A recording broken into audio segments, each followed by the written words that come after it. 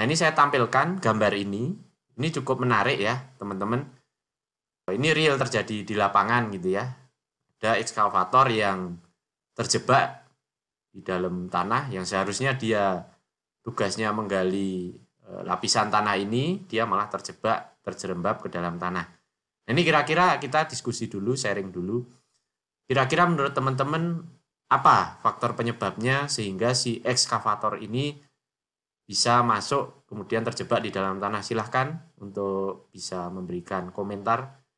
Kita santai ya karena masih pendahuluan untuk mengantar kita ke mata kuliah ini. Silahkan. Mungkin struktur tanahnya Pak berlumpur atau gimana? Oke, struktur tanahnya ini berlumpur. Nah, ini kita lihat memang ada lumpur ya di sini ya. Oke, itu dari segi jenis tanahnya gitu ya. Ada campuran lumpurnya. Terus mungkin dihubungkan kira-kira dengan kuliah mekanika tanah apa? Mungkin ada yang bisa bantu lainnya. Tanahnya jenuh air, Pak. Tanahnya ada yang bilang jenuh air gitu ya. Sebenarnya kalau dilihat dari ini, dia belum jenuh air. Kalau jenuh air itu sebenarnya dia terendam penuh gitu ya. Ini jenuh sebagian sebenarnya. Oke, kalau jenuh air atau jenuh sebagian jadinya kenapa memang? Mungkin bisa dibantu. Yang lain silahkan kalau mau ada yang menambahkan. Mungkin tanahnya jadi tidak stabil, Pak, sehingga dia tuh kalau ada yang tekan dari atasnya itu jadi ambles. Ya, oke, tanahnya nggak stabil gitu ya, karena ada tekanan dari atas gitu ya. Nah, ini ada yang lain nggak? Kira-kira satu lagi, barangkali yang akan memberikan pendapatnya. Itu kena yang dari atas kan ada beban, Pak. Nah, air yang di bawah itu keluar ke atas, Pak. Oke. Jadinya Nah, tanahnya ikut ambles. oke, nah ini bagus nih yang barusan nih. Nah, tadi dari teman-teman ke berapa tadi? Keempat teman ini ya, kalau kita rangkum, ini sebenarnya saling berhubungan tadi. Ada yang bilang, Pak, ini tanahnya seperti lumpur. Kemudian dia terendam air gitu ya, atau jenuh. Sebenarnya ini jenuh sebagian. Terus tadi ada yang bilang ini ada beban, Pak, dari atas sehingga dia tidak stabil. Ada yang bilang ini ada airnya, Pak, airnya kalau kena beban dia keluar ke arah atas gitu ya, keluar ya. Nah, ini sebenarnya kombinasi dari berbagai macam tadi jawaban teman-teman. Ini memang hubungannya dengan mata kuliah kali ini ya. Jadi teman-teman, tanah kalau memang kondisinya seperti ini, dalam hari ini adalah jenisnya adalah jenis yang berlumpur seperti ini atau dominan clay atau silt, sebenarnya dia kan lemah terhadap air. Kemarin kita sudah belajar di sana ya. Sebenarnya interaksi antara tanah dan air ini di dalam satu kesatuan, kalau dia misalkan tanah airnya ini dalam satu kesatuan terkekang yang tidak bisa keluar gitu ya, tidak bisa merembes ataupun tidak bisa mengalir, sebenarnya si air ini akan membantu tanah menahan beban. Seperti itu sebenarnya. Tapi kondisi di lapangan yang ketika kita ada tanah dan ada beban di atasnya, air ini kan sifatnya incompressible. Jadi dia tidak bisa terkompres. Dia akan istilahnya cari jalan. Nah, kalau dia dikekang sebenarnya dia akan bantu tanah ini nahan si ekskavator. Tapi ketika dia kekangannya tidak ada, maka si air ini akan mengalir ke segala arah yang dia memang cari tekanan yang lebih rendah.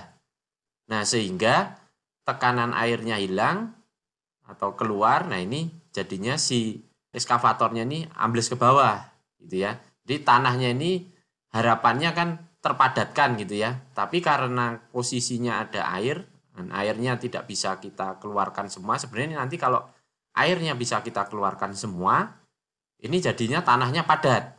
Tapi kondisinya karena ini air juga masih bercampur di situ dan juga air ternyata teralirkan, nah ini kondisinya jadi menjadi lemah seperti ini, tidak stabil. Nah, ini nanti kita akan bahas teman-teman di akhir kuliah. Nanti ada gambar yang menunjukkan posisi yang sama dengan ekskavator yang sama. Kita lihat di akhir nanti posisi tanah ini jadi seperti apa. Dan apa sih yang dilakukan terhadap tanah ini sehingga nanti akan kita lihat si ekskavator ini bisa berdiri di atas tanah ini gitu ya. Many months later. Masih ingat gambar di depan tadi? Yang ekskavator tenggelam? Nah, ini ekskavator yang sama nih yang digunakan. Di posisi tanah yang sama juga. Masih ingat tanahnya seperti apa tadi? Lumpur gitu ya. Bercampur dengan air dan lain sebagainya. Ini sekarang si ekskavator dengan gagah beraninya sudah bisa berdiri tegak di atas tanah yang sama tadi. Nah, pertanyaan saya kira-kira tanah ini diapain teman-teman? Ayo, silahkan ada yang bisa jawab kah? Berikan masukan kira-kira apa? Nah, ini hubungannya dengan kuliah kita hari ini tadi. Silahkan. Luas penempangnya diperbesar, Pak. Luas penampang apa? Kan sama, ekskavator kakinya belnya Iya, itu iya. sama. Menumpuk di tanahnya sama. Oke. Yang lain? Tekanan air porinya mungkin Pak sudah berkurang. Bukannya tekanan air pori tadi malah membantu menahan beban. Iya enggak?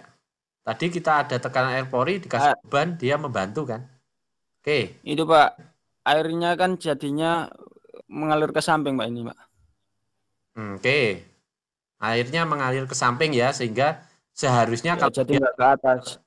Kalau dia terkekang, harusnya kuat ya, nambah kekuatan atau dia memberikan tambahan kekuatan, tapi karena ini tidak terkekang, dia mengalir ke samping atau ke bawah, dia memperlemah. Oke, pertanyaannya, caranya gimana supaya ini tanahnya bisa seperti ini? Apa yang harus dilakukan? Tadi benar, airnya tadi mengalir ke samping dan lain sebagainya, benar tadi. Dalam artian, saya ingin meningkatkan tegangan efektif dari si tanah. Berarti apa yang harus saya lakukan? Yuk, kira-kira apa yang harus saya lakukan sehingga memang tegangan efektif tanahnya ini sangat-sangat bisa bekerja secara optimal? Meningkatkan tegangan total, Pak. Nah, kalau meningkatkan tegangan total berarti saya perlu tambahkan air dong. Benar? Partikel tanah yang lanau tadi dikurangkan Pak atau diambil deh.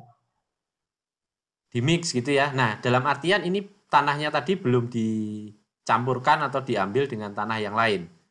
Dalam kondisi ini pun si ekskavator ini sudah bisa berdiri di atasnya. Oke, yang lain silahkan. Anyone can answer? Oke. Jadi ini mungkin saya sambil cerita ya, saya perkenalkan metode untuk perbaikan atau stabilitas tanah. Jadi kita tadi belajar yang namanya tegangan total, tegangan air, tegangan efektif gitu ya. Sebenarnya di sini saya ingin meningkatkan tegangan efektif tanah di mana air tadi sebenarnya akan menambahkan kekuatan gitu ya. Dalam kondisi dia terkekang, tapi kalau kondisinya dia bebas seperti ini, dia justru akan memperlemah sehingga saya akan buang si air tersebut. Dengan saya buang si air tersebut, itu akan mempercepat atau memperkecil rongga sehingga gesekan antar partikel tanahnya menjadi semakin padat atau semakin kuat. Ya. Sehingga tegangan efektifnya ini yang bekerja benar-benar murni dari tanah. Tidak ada pengaruh air. Nah, air ini karena sebenarnya incompressible, dia akan mengalir keluar kalau dapat tekanan. Ketika dia mengalir keluar dari rongga tanah, makanya tadi tanahnya jadi ambles. Karena rongganya airnya hilang. Nah, saya akan mempercepat itu, pemadatan itu, alias saya akan memperkecil rongga antar tanah itu, sehingga antar butirannya semakin rapat, semakin padat, tegangan efektif tanahnya akan naik. Prinsipnya ke situ. Caranya gimana? Saya akan menyedot air ini. Jadi ada teknologi yang teman-teman nanti, mungkin teman-teman kalau tertarik nanti bisa lihat video YouTube saya, nanti saya berikan linknya. Yang namanya teknologi vakum preloading. Teman-teman tahu mungkin vakum di rumah tangga kan biasanya digunakan untuk menyedot debu ya, atau dan lain sebagainya, dengan tekanan sehingga debu atau kotoran bisa tersedot gitu ya. Prinsip ini dipakai di dalam perbaikan tanah, yaitu dengan cara vakum preloading. Ini teman-teman lihat, gambar di bawah ini adalah rencana trase jalan tol, ya. lokasinya mungkin tidak perlu saya sebutkan. Ini di atas tanah berawa. Ini kalau lihat kondisi sini adalah rawa, sawah, rawa, kayak gitu ya. Yang kalau teman-teman lakukan uji nanti sondir atau uji apapun, pasti kekuatan tanah ini sangat rendah karena di sini terendam air, kondisinya juga mungkin tanahnya lanau, campur sama lempung gitu ya. Nah, saya akan mempercepat proses dari yang namanya nanti konsolidasi. Nah, teman-teman sebenarnya akan belajar ke sana, tapi saya nggak tahu akan dijelaskan di kuliah ini atau enggak karena ini cukup advance. Nah, saya akan istilahnya mempercepat pemadatan si tanah ini, gitu ya. Caranya gimana? Caranya adalah di atas lapisan tanah ini saya berikan beban.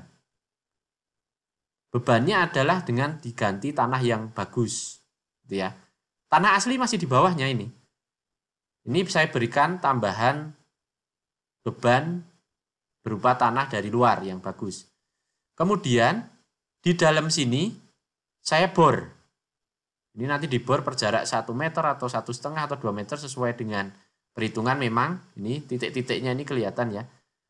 Saya isi dengan yang namanya vertical drain, PVD, perforated vertical drain.